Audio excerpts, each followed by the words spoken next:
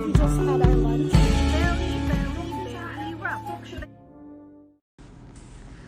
For the discussion on this audio recording, let me start with several quotes from famous people.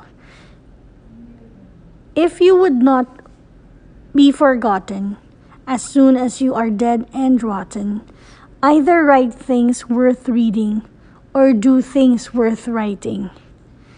This was by Benjamin Franklin. Reading maketh a full man, writing an exact man. This is from Francis Bacon. If you want to be remembered, write a book and plant a tree. This is by Executive Secretary Jacobo Clave. According to Judge Alicia Decano, writing itself is an art, not a science to be reduced to mechanical rules.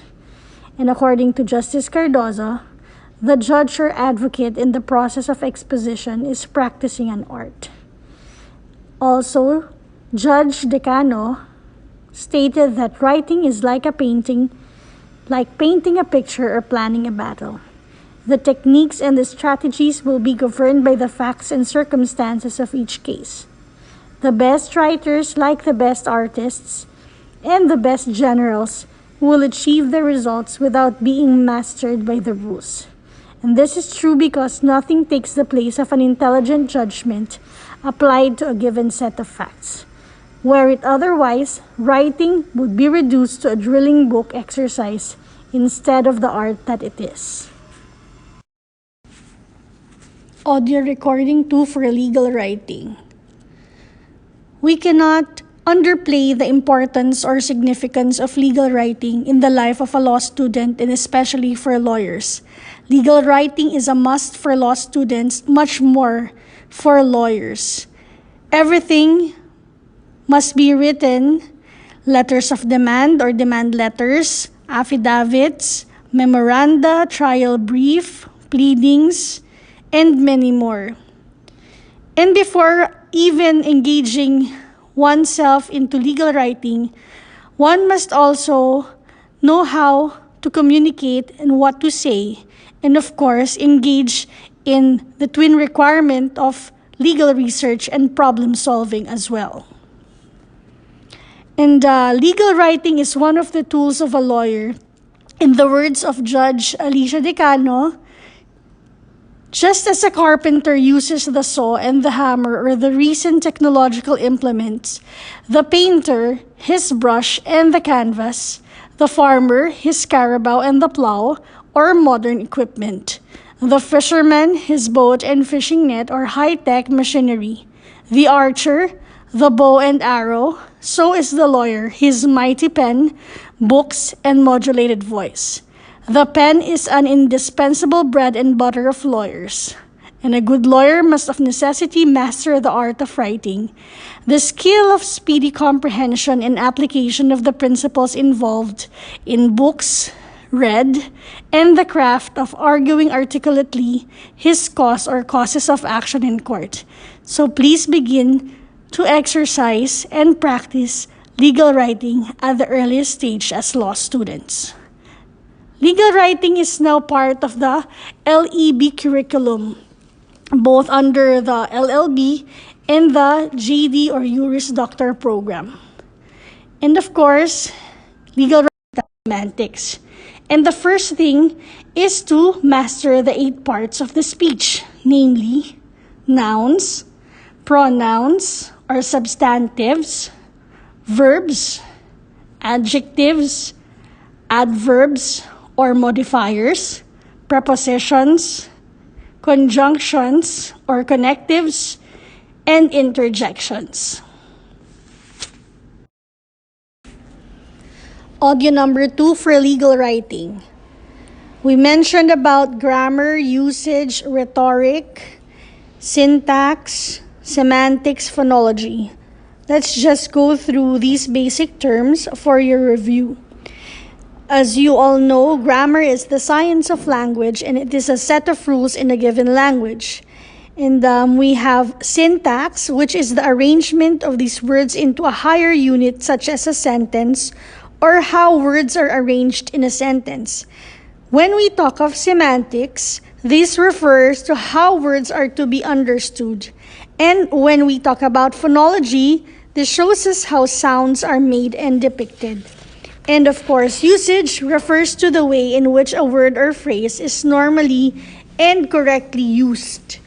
Now, we also mentioned about nouns, pronouns, verbs, adjectives, adverbs, preposition, conjunction, interjection.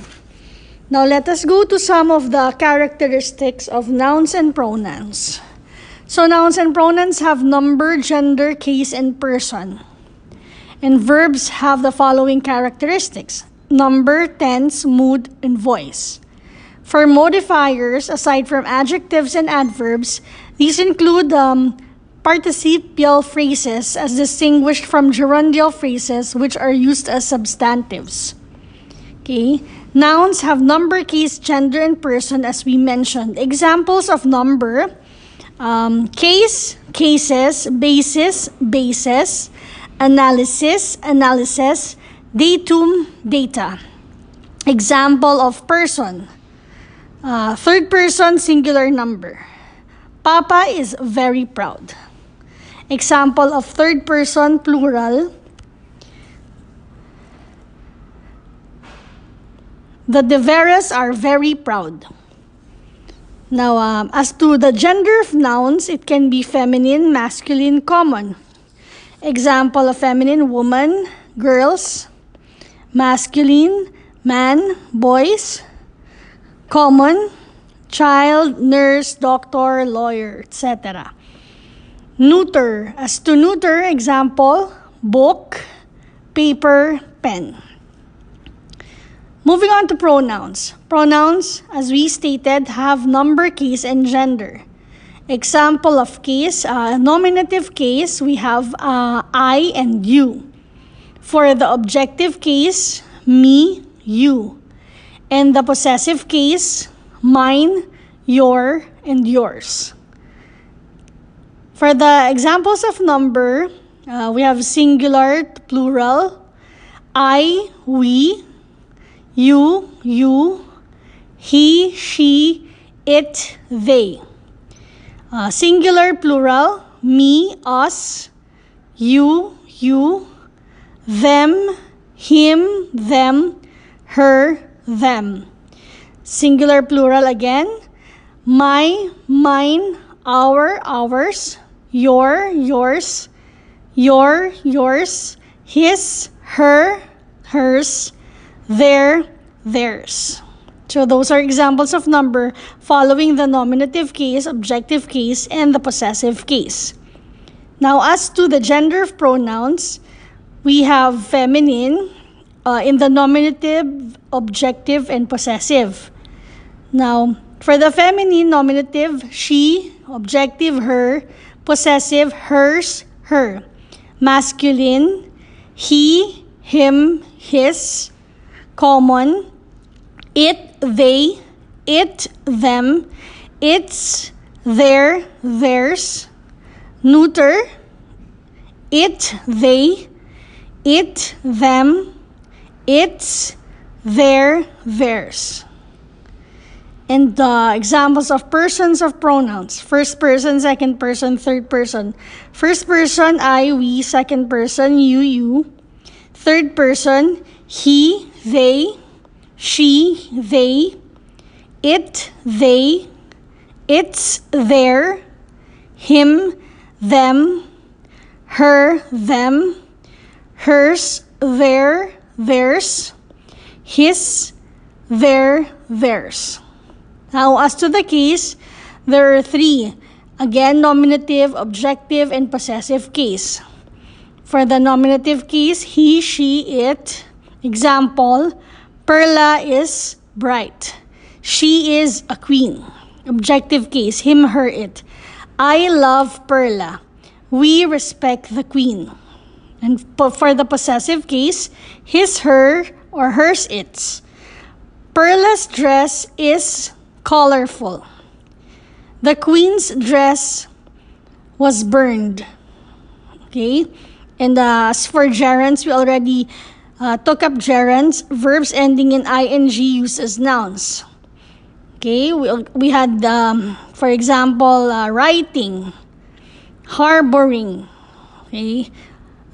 Used in a sentence, writing letters is his pastime.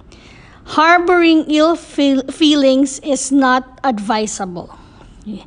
Infinitives, okay? Infinitives, as we said, preceded by to used as nouns. To eat, to win, okay?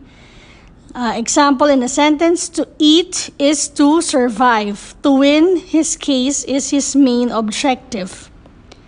Now, as to verbs, the characteristics, as we stated, verbs have number, tense, mood, and voice. Okay. Now, as to the number of verbs, can either be singular and plural. Example, he gives his attorney's fees to his family. Singular. They give their attorney's fees to charity. Plural. Okay. As to tense, there are three general kinds of tenses: present tense, past tense, and future tense, as we had our drill last meeting. Example, he loves to write. Present tense. He used to sing. Past tense. He will sing tonight. Future tense. Okay.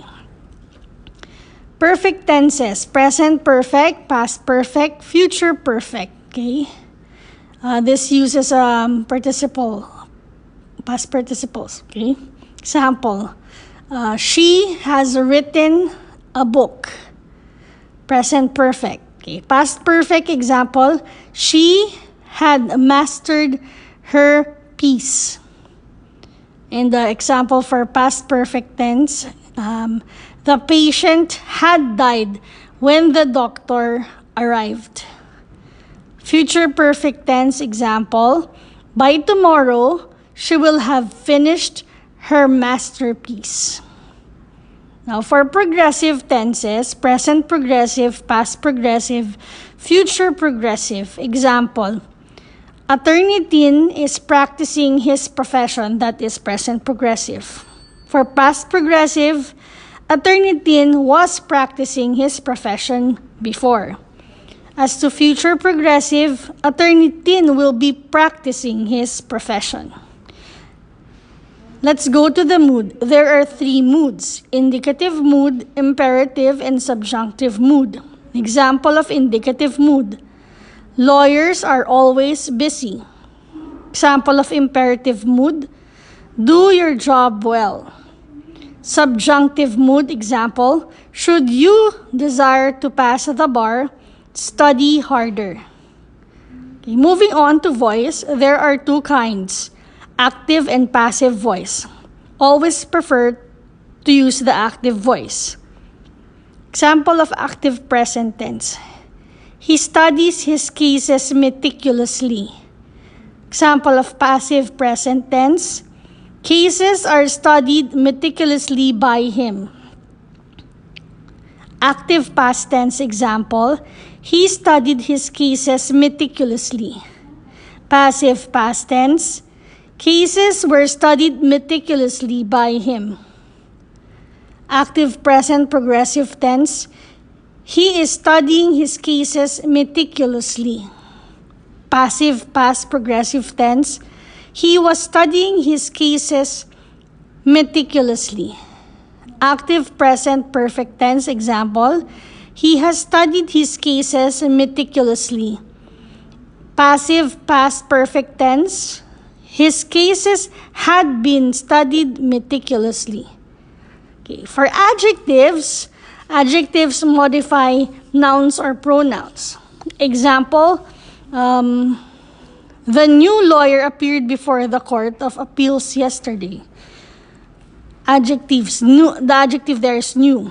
The brave lawyer was held up. Adjective, brave. There are 3 degrees of comparison: positive, comparative, and superlative when it comes to adjectives. Like for example, clean, cleaner, cleanest. Good, better, best. Beautiful, more beautiful, most beautiful. As regards adverbs, adverbs modify an adjective, verb, or another adverb. Example, she speaks articulately. Okay, articulately modifies the verb speaks. She argues very articulately. Very is the adverb which modifies another adverb articulately. And confidently, the embattled witness affirmed the truthfulness of his affidavit. Confidently modifies the adjective embattled. Now, as to prepositions, which was also part of the assignment, prepositions show the relation of words in a sentence. Examples of preposition: in, to, on, for, inside, outside, by, and many more. Example, she waited for him. He was found dead outside his kitchen. She appeared very fantastic in her new terno. As to conjunctions, conjunctions are also connectives, known as connectives, or they connect words, phrases, clauses, or sentences. They are connectors, or they join words, phrases, clauses, or sentences. Like and, but, either, or, neither, nor, in addition, thus, therefore, including, and many more. Example, Attorney Santos and Attorney Cruz defended the accused. Either you or she is at fault. Okay. And interjections. Interjections, they show emotion, excitement, or enthusiasm. Example, oh, what, hooray. And they are followed by an exclamation point. What? Oh, hooray. Like for example, oh, is it true? What? Have you really seen the killing? Hooray, my candidate won. Okay, as to the average sentence length in words, they say that experts say that it must be limited to 20 to 25 words in a sentence. Okay. If it goes beyond 25 words, then it is a very difficult sentence. Okay. In the study of Dr. Rudolf Flesch from the New York University, he came up with a table which indicated proper sentence length for different types of writing in its simple form. So, for 8 or less words, it is very easy. 11, easy. 14, fairly easy. 17, standard. 21, fairly difficult. 25, difficult. 29 or more, very difficult. So he had practical suggestions. Number 1, his suggestion was to use active verbs instead of the passive. Number 2, avoid empty words and phrases, and avoid using gobbledygook words or phrases. And third, avoid splitting infinitives. Okay. Now, some of the practical suggestions we already discussed in the last meeting. Like for example, singular verb takes a singular verb and a plural subject takes a plural verb. Okay. And as I've mentioned, the trend nowadays is for the use of plain English for lawyers.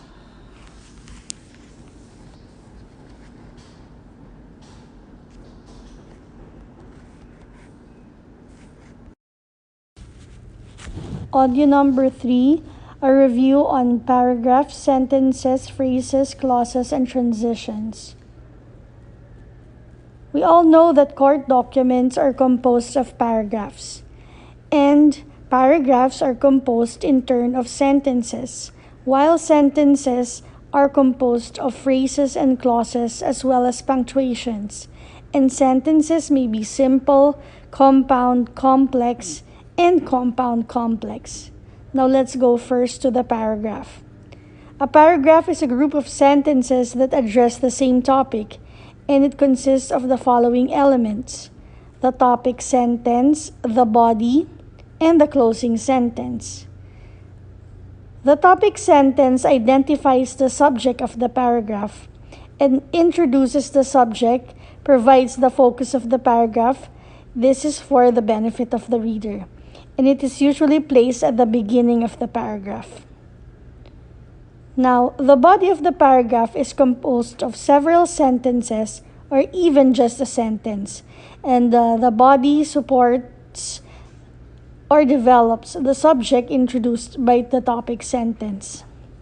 And sentences should develop the subject clearly and logically. Last is the closing sentence, which summarizes the topic addressed in the body or that which applies the subject discussed to the facts of the case when it comes to cases. As to phrases, a phrase is a group of words that lacks subject or predicate or both, and it does not consist of a sentence. It is not a sentence, in other words. A phrase usually functions in a sentence as an adjective, an adverb, or a noun. Phrases may also be absolute, appositive, a gerund, infinitive, participial, or prepositional. Okay. An absolute phrase is also called the nominative absolute. It modifies a clause in a sentence. It also functions as a type of modifier that explains more about the general circumstances occurring in the main clause. An appositive phrase describes or renames the noun it modifies. And the gerund phrase, we already know the gerund, a noun phrase formed from a gerund plus related words. A gerund is a verb ending in ing. Infinitive phrase, infinitive and the accompanying words. This is the base form of the verb preceded by the preposition to, as we discussed last time. Now, the participial phrase consists of a participle and accompanying words. A participle is a verb that may be used as an adjective. Okay. And the prepositional phrase begins with a preposition and ends with a noun or nouns, or noun substitutes. And it is a word that expresses a relationship between a word or words that follow and other words in a sentence.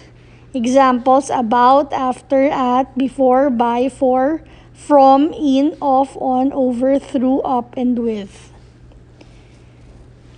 As to clauses, a clause is a group of words that includes a subject and a predicate. It may either be independent or dependent, or in other words, it can be the main clause or the subordinate clause. An independent clause can stand alone as a complete sentence. A dependent clause cannot stand alone as a sentence, and it may be an adjective clause, an adverb clause, or a noun clause. Now, for sentences, we said that ideally, the length of a sentence must be 20 to 25 words. And always identify the simple subject or the noun that identifies the person, place, or thing. A simple sentence is composed of an independent clause and no subordinate clauses. It is composed of one subject and verb structure, or it can be the formula of subject plus predicate equals sentence, or noun phrase plus a verb phrase equals a sentence.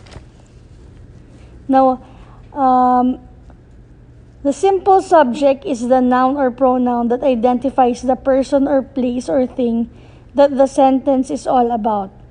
The complete subject is the simple subject and all the words that modify it. The predicate states what is asserted about the sentence of the subject or clause, and the simple predicate contains only the verb while the complete predicate contains the verb and its complements. Now, a compound sentence is composed of two or more independent clauses. The clauses are usually linked by a semicolon or a coordinating conjunction such as and, but, or, nor, yet, for, or so. A complex sentence, on the other hand, is composed of an independent clause and one or more dependent clauses. And a compound complex sentence is composed of at least two independent clauses and one or more dependent clauses. Now, with respect to transitions or transitional words, these are used to clarify the relationships among the sentences in a paragraph. And that it can also interlock paragraphs into logical, cohesive, and meaningful compositions. Common transitional words include these examples. Also, furthermore, afterward, besides, since, similarly, but, however, instead, although, specifically, nevertheless, therefore, and others. According to Jose Carrillo, choosing a paragraph transition is largely determined by which one of the following major development tasks the new paragraph is intended to do. Either, number 1, amplify a point or add to it. 2, to establish a causal relationship. 3, establish a temporal relationship. 4, present an example. 5, make an analogy. 6, provide an alternative. Or 7, to concede a point.